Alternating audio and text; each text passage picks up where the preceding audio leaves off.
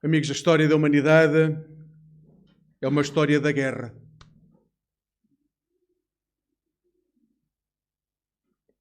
Se virmos os anos pelos quais este mundo é mundo, aqueles onde há registros históricos, podemos encontrar guerras constantemente sobre a face da Terra. Há rumores, mas são apenas rumores, que houve em mais de 3.500 anos, cerca de 250 anos, em que não houve guerra.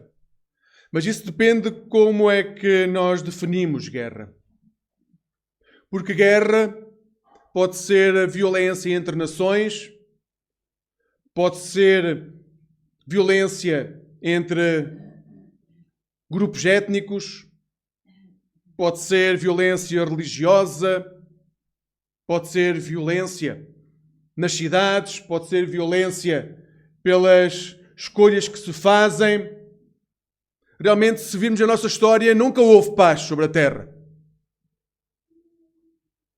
Desde que nos afastamos de Deus, a violência é algo com o qual convivemos todos os dias. E não é só algo que é do mundo. Às vezes, como cristãos, fazemos a diferença entre o mundo e nós que não somos do mundo, mas nós muitas vezes estamos tão envolvidos no mundo que levamos isso para dentro das nossas casas. E há violência, e há agressão, e há falta de cuidado, e também lá não há paz.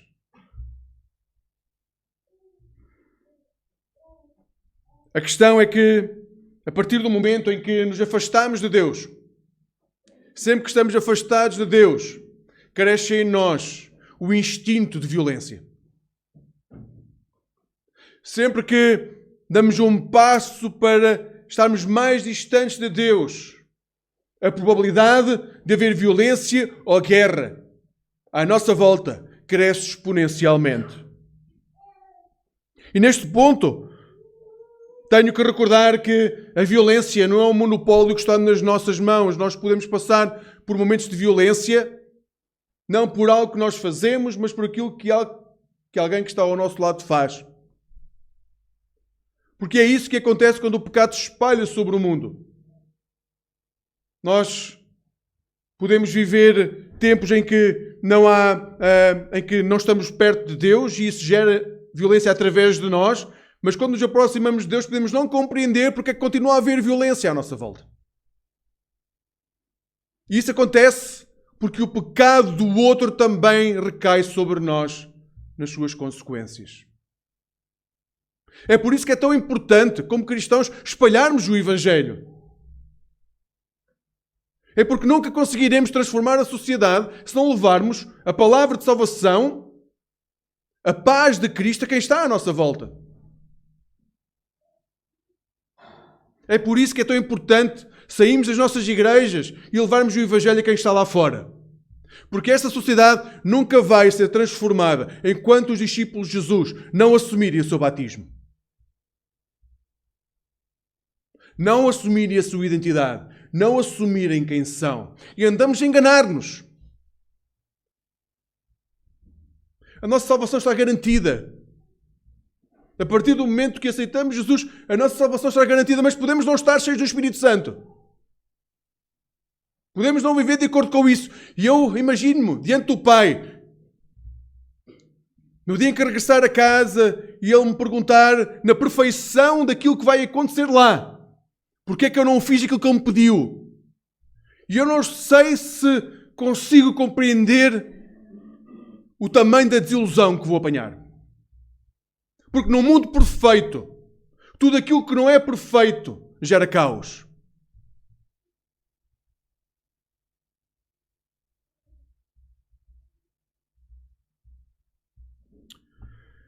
Hoje pode estar a passar por tempo conturbado.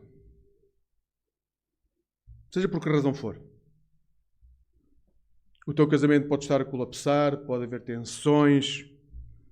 A relação com os filhos ou com os pais pode ser difícil. Pode até nem haver essa relação devido a algo que se tenha passado no passado. Podes sofrer abusos no teu local de trabalho. Podes sofrer abusos por parte dos desconhecidos. Podes ver num bairro complicado que te oprime. Tudo isso pode estar a acontecer neste momento na tua vida. A pergunta, onde é que está Deus, neste momento pode estar a passar pela tua cabeça. Onde é que está Deus no meio do meu sofrimento? Onde é que está Deus no meio da minha dor? Onde é que está Deus no meio da miséria que eu estou a passar? E quero começar por te dizer que essa dúvida não é só tua. Essa dúvida acompanha a história da igreja e dos discípulos de Jesus ao longo de toda a história. É importante saberes que as dúvidas que nós temos não são reflexo que nós não amamos Deus, mas podem ser reflexos que nós não sentimos a presença de Deus. O povo, na época de Jesus, sofria às mãos do império estrangeiro que era extremamente violento. Este império impunha castigos pesadíssimos sobre quem não cumpria a lei. Quem não conseguia cumprir a lei passava por dor e sofrimento. Era oprimido, verdadeiramente oprimido. Era uma revolta contra o Estado não cumprir a lei. E então os castigos eram extremamente pesados.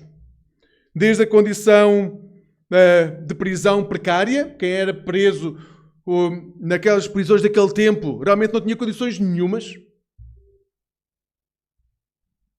Imaginem a pior sala que conseguem imaginar, pois naquele tempo poderia ser pior. Não havia saneamento básico, não havia salas isoladas, não havia nada. Havia prisões que eram feitas dentro da rocha. Muitas delas eram perto do mar para que a umidade pudesse ir consumindo a vida das pessoas. Eram situações miseráveis. Mas depois podia cavalgar por aí acima.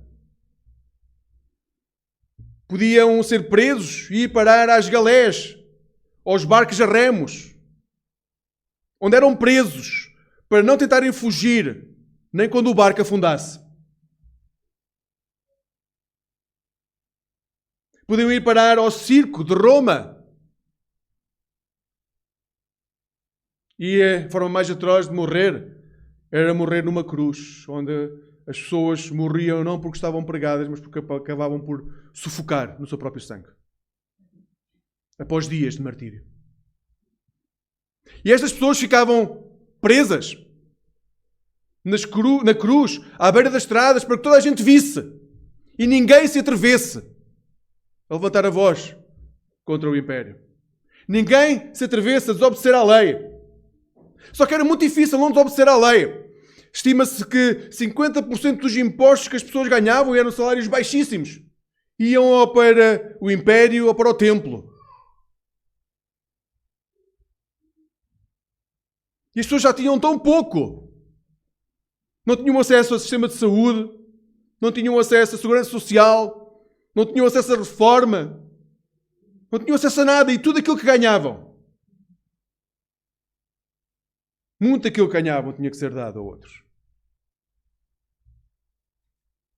Então sim, no tempo de Jesus, as pessoas tinham que escolher entre ser obediente e muitas vezes morrer por falta de subsistência, ou muitas vezes levantar a voz contra o império e morrerem porque levantavam a voz contra o império.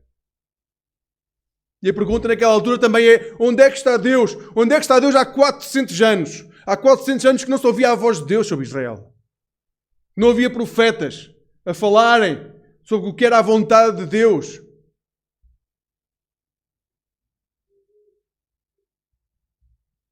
E as pessoas perguntavam: onde é que está Deus na minha dor? Onde é que está Deus no meu sofrimento? Porque é que um leproso tem de viver completamente isolado da sociedade, apesar da doença que tem, já ser em si mesmo uma condenação à morte? Porque é que uma viúva que perdeu o seu marido, perdeu os seus filhos, Tem de morrer à fome ou vender o corpo em prostituição para poder alimentar-se até ao final da sua vida? Porquê? Onde é que está Deus no meio desta miséria? Porquê é que uma família tem de ver o patriarca ser preso, maltratado, violentado, chicoteado por um crime que não cometeu? Onde é que está Deus? Na realidade, sempre que há miséria humana, aqueles que ouviram falar de Deus podem perguntar: onde é que está Deus? E pode ser aqueles que ouviram, mas não creem, mas também por aqueles que ouviram falar e que gostavam de crer. Onde é que está Deus? Então, num tempo em que as pessoas achavam que Deus se encontrava no templo, num tempo em que as pessoas achavam que o templo era a morada de Deus, era o local onde Deus colocava os seus pés, literalmente, neste tempo, Deus vai ao encontro das pessoas fora do templo, através do nascimento de Jesus. Vai ao encontro da miséria humana, vai ao encontro dos leprosos, vai ao encontro dos paralíticos, vai ao encontro daqueles que acabaram de morrer. Deus vai ao encontro de cada um daqueles que sofrem em Jesus Cristo. E hoje vamos ver, vamos ler como é que Jesus se dá, tomando a condição de cada um de nós, para que nós possamos voltar à casa do Pai através do seu batismo. Então, antes de ler o texto, a pergunta que peço que ecoe na tua mente é: como é que está a tua relação com Jesus? Muitas vezes nós dizemos que não sentimos a presença de Deus. Então comecem pela forma mais simples, que é saber como é que está a vossa relação com Jesus. Porque quem olha para Jesus vê o Pai. Nós podemos ter alguma dificuldade com o Pai, que não o vemos, com o Pai que não sabemos muito bem como é, como é que Ele se manifesta, mas em Jesus nós sabemos perfeitamente como é Deus. Então desviem o vosso foco. Como é que está a vossa relação com Jesus? Qual é o tempo que passam com Ele? O que é que estão dispostos a fazer por Jesus? Como é que está a tua relação com Jesus? Convido-vos a ler Lucas 3, os versículos 15, 16 e depois 21 e 22.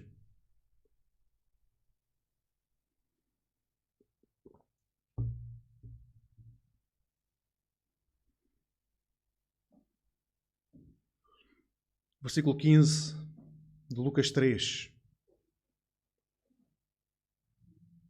O povo estava na expectativa e cada um se interrogava a si próprio se João não era o Messias. Mas ele explicou a todos: eu batizo-vos em água, mas está a chegar quem tem mais autoridade do que eu, e a esse eu nem sequer mereço a honra de lhe desatar as correias das sandálias. Ele há de batizar-vos no Espírito Santo e no fogo. Versículo 21. Toda a gente recebia o batismo e Jesus também foi batizado. Estava a orar quando o céu se abriu e o Espírito Santo desceu sobre ele em forma visível, como uma pomba. E uma voz do céu disse: Tu és o meu filho querido, tenho em ti a maior satisfação.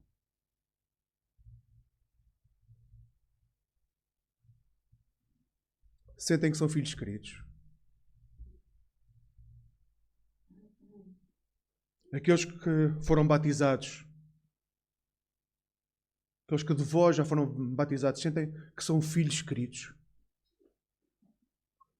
Não é filhos porque está lá o apelido Fernando Cristão, Emanuel Cristão. Não é porque está lá o apelido, sentem que são filhos queridos, em quem Deus tem plena satisfação.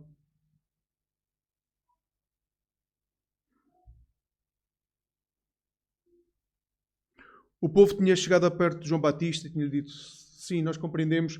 O versículo João Batista vai dizer àquele povo: mostrem pelas ações que estão verdadeiramente arrependidos, em vez de andarem a dizer: somos descendentes de Abraão. era esta a mensagem de João. Mostrem pelas ações que estão arrependidos, em vez de andar a dizer que são alguma coisa. E a mensagem estava a passar, porque aquelas pessoas chegaram ao pé de João Batista e disseram: bem, João, nós compreendemos parte daquilo que nos estás a dizer, mas falta algo que é, e como é que transformamos isto na prática? A mensagem até faz sentido, mas como é que nós saímos dos bancos e fazemos alguma coisa para transformar naquilo que é a nossa vida diária aquilo que nos estás a dizer? E João vai dizer-lhe: bem, tens 2 túnicas, precisas realmente de 2 túnicas? Dá uma. Exerces poder sobre alguém? Exerce-o com justiça. Ser justo com as pessoas que estão à tua volta. Não maltrates ninguém. Cuida das pessoas que estão ao teu lado. Não cobres mais do que aquilo que é devido. Não tenhas lucros que não são devidos.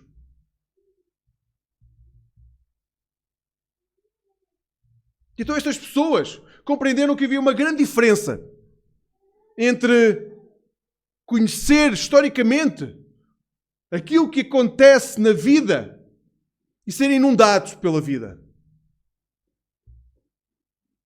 Nós podemos conhecer Jesus. Mas se a nossa vida não for reflexo disso, na realidade, nós só conhecemos Jesus. E estamos como os cristãos de Samaria que conheciam Jesus, mas ainda não tinham sido batizados pelo Espírito. Com o Espírito de Jesus. Como é que está a tua relação com Jesus?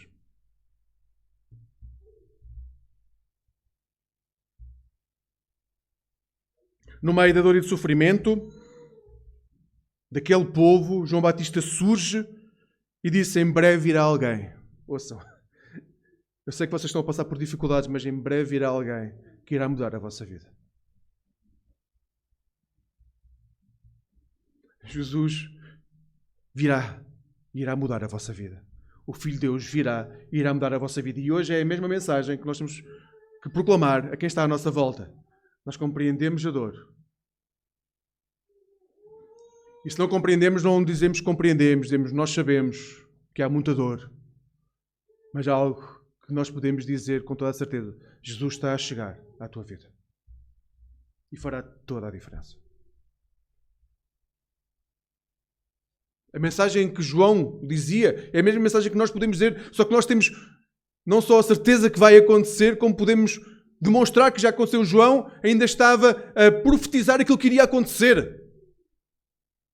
E para isso é preciso ter muito mais fé. Nós podemos dizer realmente às pessoas a mensagem de transformação: Jesus pode mudar a tua vida porque mudou a minha.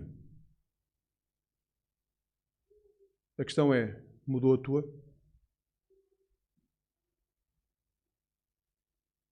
E não estou a dizer se mudou a tua rotina. Se levantas às 5 da manhã para orar, se vais à igreja ao domingo. Esse Jesus mudou realmente a tua vida. Ao começar o seu ministério, ao assumir que Deus tinha uma vontade para a sua vida, Jesus coloca-se em vulnerabilidade diante daqueles que estão à sua volta e assume o batismo. E na altura que Jesus está a ser batizado, ele está em oração e o céu abre-se e vem a pomba, o batismo está prestes a acontecer e deixa uma pomba, que é a ação do Espírito Santo sobre a vida daquele homem, o Filho de Deus. E ouve-se uma voz do céu a dizer: tu és o meu filho. E eu tenho realmente muita satisfação em ti. Neste momento é extraordinário ver o que está a acontecer. Temos o Pai a falar, temos o Espírito Santo a descer e Jesus presente, e a Trindade está a manifestar-se.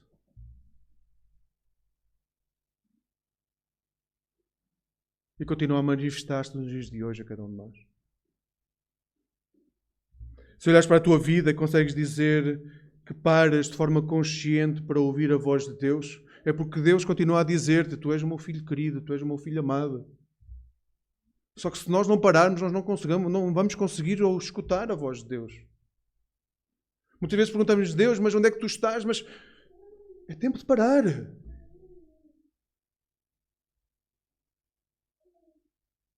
Deus pode manifestar-se num vulcão, mas não é a forma como Ele se manifesta em Jesus Cristo. Deus pode se manifestar através de ventos fortes, mas não é a forma como Ele se manifesta em Jesus Cristo. É através de um suave sussurro do Espírito.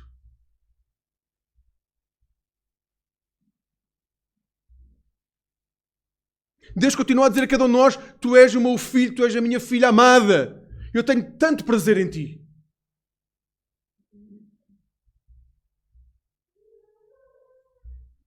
A questão é saber se nós escutamos e queremos escutar Deus. Ou se o ecrã do nosso telemóvel nos ocupa muito mais tempo do que a intimidade com Deus. E assim vai ser difícil escutar Deus. Quem diz telemóvel, diz televisão, conseguir imaginar. O problema é que estamos tão presos às nossas rotinas, tão presos aos nossos problemas, tão presos a nos abstrairmos dos nossos problemas com os mecanismos que a cultura nos diz que podemos assumir porque é isso que nos vai fazer mais felizes. Estamos tão presos a essas rotinas que nos esquecemos de qual é que é o melhor sítio onde podemos estar.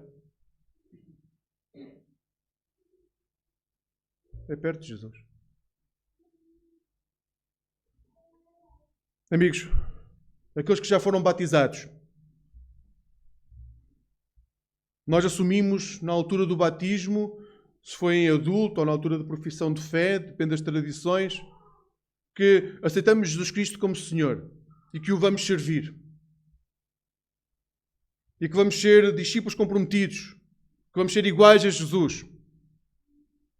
Imaginam-se iguais a Jesus?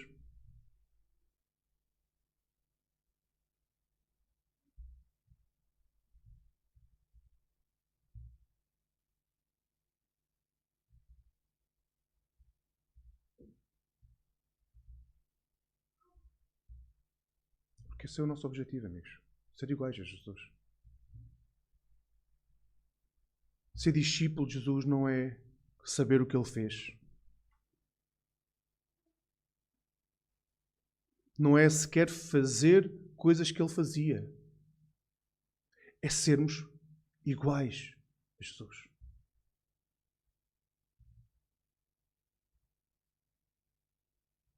É o objetivo de sermos discípulos de Jesus. Os discípulos têm que ser iguais ao seu mestre. E essa é a nossa chamada como discípulos. Quando fomos batizados, nós dissemos que era assim que queríamos ser. O que é que mudou em nós para termos desistido de sermos iguais a Jesus?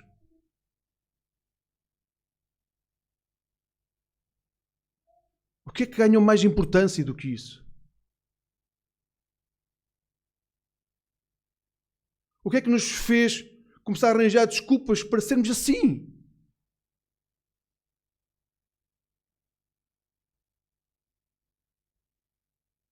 Há um mundo que ainda não conhece Jesus.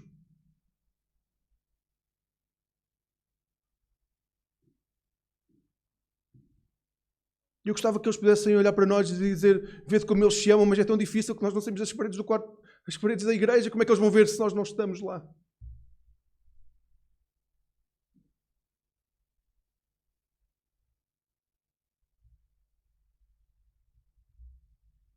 Nós assumimos no batismo que queríamos ser iguais a Jesus.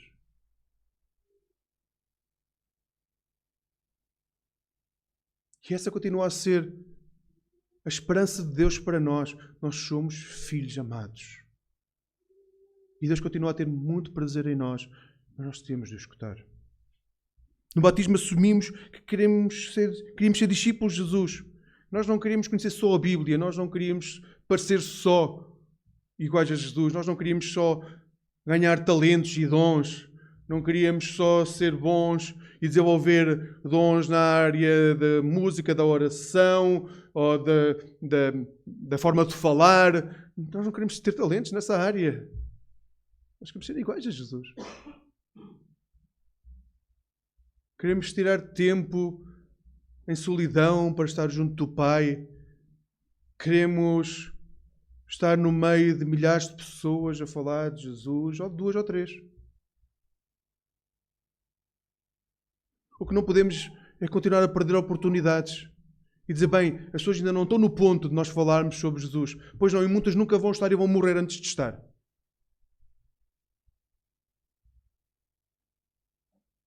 E provavelmente muitas que estão ao nosso lado quase todos os dias.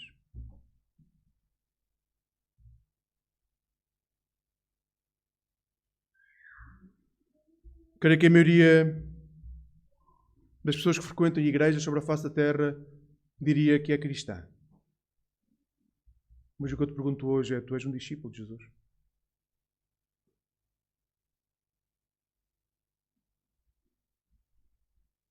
Tu queres ser igual a Jesus?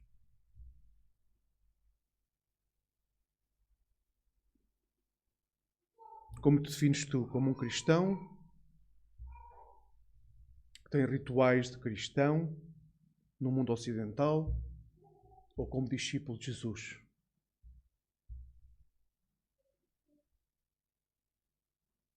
Essa resposta é sempre pessoal. Ninguém a pode avaliar sequer. Mas é uma decisão, é uma escolha que nós fazemos. Quem queremos ser nós quando estamos diante de Jesus? Ou se o Evangelho só irá chegar à vida daqueles que nos rodeiam se nós o levarmos?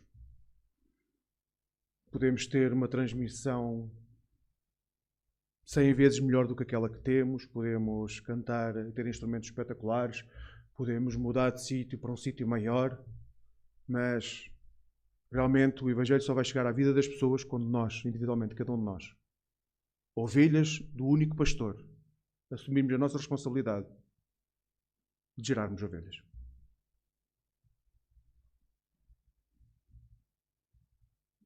De falar de Jesus. De ser iguais a Jesus. No meio da dor, Deus está lá. Se desceres ao vale, Deus contigo irá. Diz o hino. Onde quer que estejas, Deus está contigo. A questão é se tiras tempo para escutar Deus. É tempo de assumirmos o nosso batismo.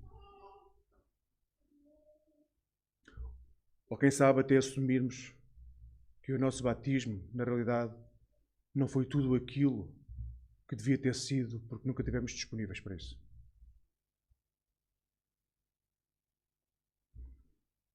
A verdadeira questão não é porque é que Deus te deixa passar pelo sofrimento, é porque é que no meio do teu sofrimento tu não te aninhas junto do Pai.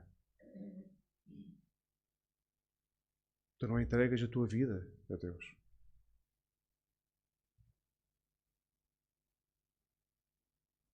Para fazeres isso, tens que o conhecer. Não historicamente, mas tens que o conhecer verdadeiramente. Tens que orar para que o Espírito possa descer sobre ti. Ser inundado pelo Espírito, para sermos iguais a Jesus. Que ao longo deste ano, Ele possa inundar a tua vida. Que consigas compreender que ser inundado pelo Espírito é ser transformado.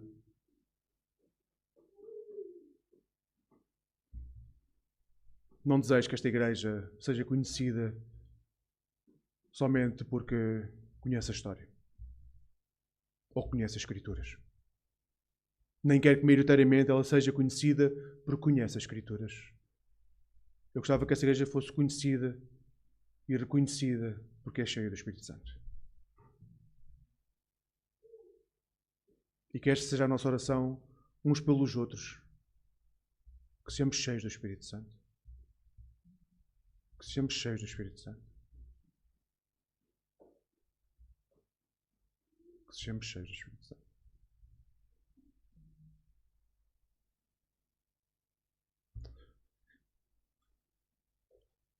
No momento em que Jesus estava perto do seu final, ele convidou os discípulos para estarem à sua volta.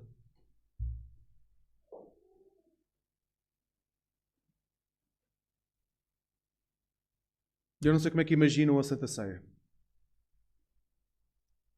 É bom imaginar, seja como for, é bom imaginar. Eu não sei se imaginam a Santa Ceia como um velório ou como um momento de festa. Muito provavelmente foi uma mistura das duas coisas, porque naquele momento, quando celebrava a Páscoa, celebrava-se a saída do Egito, mas também tudo aquilo que a saída do Egito acarretou. A saída do Egito acarretou a dor, acarretou deixar para trás aquilo que era o conforto. E vocês têm noção que se estava a celebrar um momento em que se estava a sair do Egito e todas as pessoas iriam morrer antes de chegar à Terra Prometida? E passado séculos as pessoas conseguiam celebrar esse momento. Mas a verdade é que só 2 pessoas que saíram daquele lugar é que acabaram por entrar na Terra Prometida. E nós temos dificuldade em compreender como é que se pode celebrar um momento como este. Mas eles celebravam porque o que conquistaram a seguir foi extraordinário. Eu não sei o que é que te incomoda neste momento, mas se depositares a tua confiança em Deus, coisas extraordinárias acontecerão. Na tua vida ou na vida dos teus filhos. A questão é se nós estamos dispostos a ver cumpridas as promessas de Deus, não na nossa vida, mas na vida dos nossos filhos. Isso chama-se amor.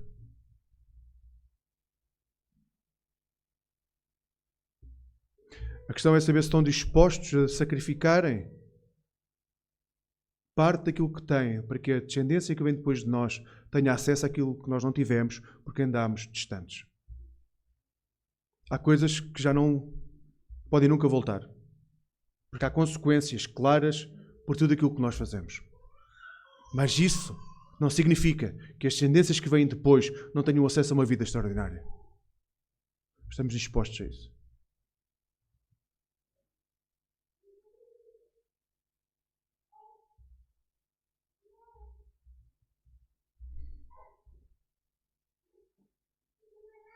Eu espero que estejamos, porque isso é o que dá sentido à fé cristã. É por isso que hoje estamos neste lugar, porque houve homens e mulheres que no meio da sua dor, da sua vida destruídas, continuaram a perseverar. E aquilo que não conseguiram ver, os seus descendentes viram.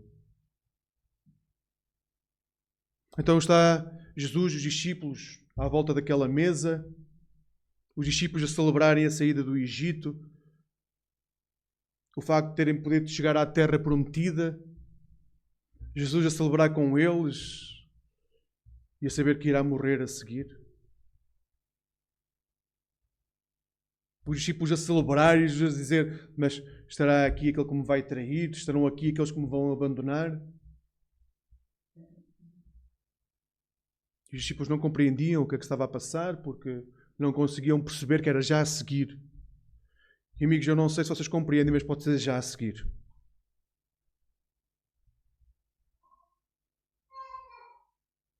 Podem não ter a oportunidade de já a seguir fazerem aquilo que acham que têm que fazer. Dar o abraço que não foi dado, dar o perdão que não foi libertado,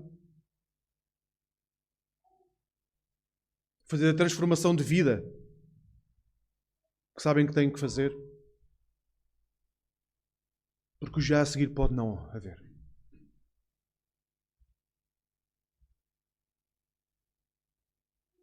Os discípulos não sabiam disso, Jesus sabia. E por isso não aguardou para depois aquilo que tinha que ser feito naquele momento, que era lavar-lhe os pés.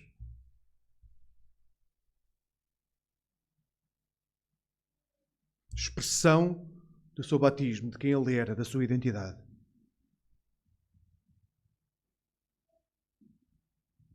E os discípulos, à volta daquela mesa, continuavam sem perceber muito bem o que é que estava a passar. Mas se é o mestre e ele quer lavar os pés, como é que nós dizemos que não é o mestre? Nós sabemos como é que se diz não é o mestre.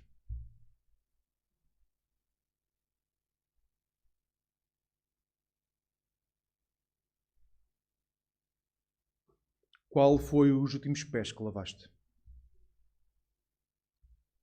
Sem ser os teus e às vezes até de forma bem rápida.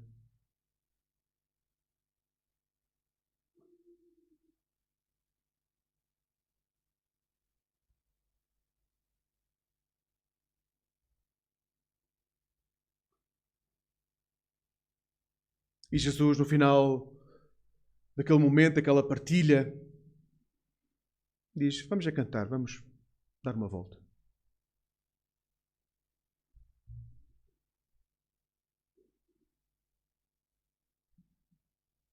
E eles foram. Ainda cheios da festa, daquilo que estava a acontecer. E eles foram. E houve um grupo mais restrito de pessoas que acompanhou Jesus até o local onde ele queria ir. E ele disse: perseverem na oração. Orem, por favor, porque eu não estou bem. Estou a sofrer. Orem, por favor. E o que eles fizeram? Adormeceram. Mas foi só uma vez? Não, não foi só uma vez. Adormeceram todas as vezes. E mais uma vez, perderam aquilo que seria as últimas oportunidades de fazer aquilo que era correto. E quando Jesus disse façam, eles não fizeram.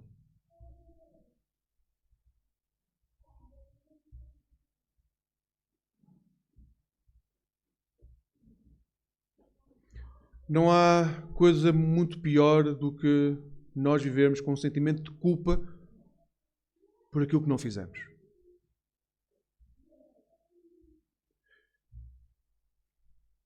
Mas então veio algo extraordinário. No momento em que eles não fizeram aquilo que Jesus tinha dito, Jesus é preso e isso consome-os tanto que todos desaparecem. Um acaba por se enforcar. E o sentimento de culpa é tão grande que até Pedro, diante das perguntas, mas tu não és um deles? Ele não consegue conviver com o facto de ter traído Jesus. De ter abandonado, não ter feito aquilo que disse. E diz, não, eu não conheço essa pessoa de lado nenhum. E na altura da crucifixão, só João fica lá. E vejo a diferença, porque João ficou, ele pôde ser aquele que passou a tomar conta da mãe de Jesus. Há bênçãos quando nós ficamos perto de Jesus. E então, só com a ressurreição é que eles vão conseguir restaurar em si mesmo aquilo que são chamados a ser. E é isso que eu vos quero dizer hoje. Vocês podem não ter cumprido a vontade de Jesus até agora. Vocês podem continuar a adormecer quando Jesus diz para vocês orarem. Vocês podem não cumprir com a chamada do vosso batismo, mas Jesus ressuscitou. E aquilo que libertou aqueles discípulos para irem pelo mundo conhecido e entregarem a sua vida à morte para que o Evangelho fosse anunciado é o mesmo Jesus que hoje está aqui diante de vós e sempre está diante de vós a dizer que vocês, cada um de vós, pode fazer exatamente a mesma coisa. A saber é se são inundados pelo Espírito do Jesus ressuscitado ou se continuam a olhar para um Jesus crucificado. Que não tem poder real sobre nós. É que fé não é só crer em Jesus. Fé é crer que Jesus tem poder de transformar a nossa vida e nós podemos viver de acordo com aquilo que Ele é. Duvidar de nós é não ter fé, porque ao duvidar de nós estamos a duvidar que Jesus pode transformar a nossa vida. Duvidar de nós é duvidar do próprio Jesus.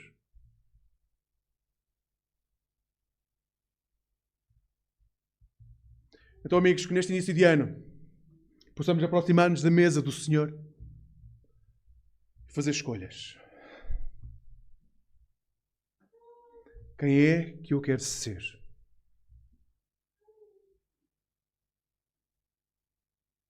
O que é que eu sou chamado a fazer em nome de Jesus?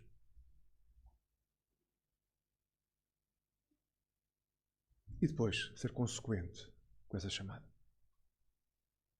Porque é muito bonito nós chegarmos ao final do ano e termos revisão de vida e depois no início do ano temos projetos, mas na realidade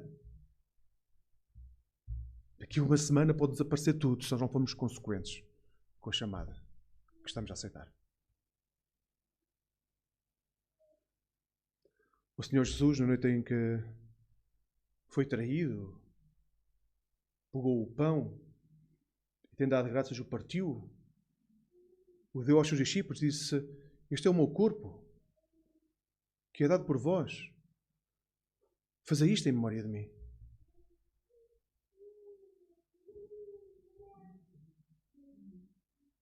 Da mesma forma, no final, pegou no cálice, deu graças a Deus e o deu aos seus discípulos dentro do meio: bebei. Este é o cálice da nova aliança, dado por vós e por muitos, para perdão de pecados. Todas as vezes que o beberem, façam-no em memória de mim. Mas hoje, com que memória que nós vamos tomar o cálice? Com que memória que vamos comer o pão? Com memória daquilo que aconteceu naquela sala? Não, meus amigos. Nós vamos tomar o cálice porque Cristo morreu e ressuscitou por cada um de nós para nos dar a possibilidade de nós não sermos escravos. É essa a memória. Não é a memória daquilo que aconteceu naquela sala. É o que aconteceu a seguir com a morte, ressurreição e ascensão do nosso Senhor. É essa a memória que nos pode salvar.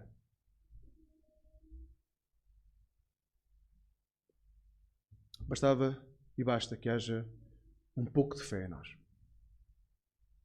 Fé em quem somos, filhos amados, em quem Deus tem muito prazer, e fé naquele que pode mudar a nossa vida para ela nunca mais ser igual. Jesus Cristo, o nosso Senhor e Salvador.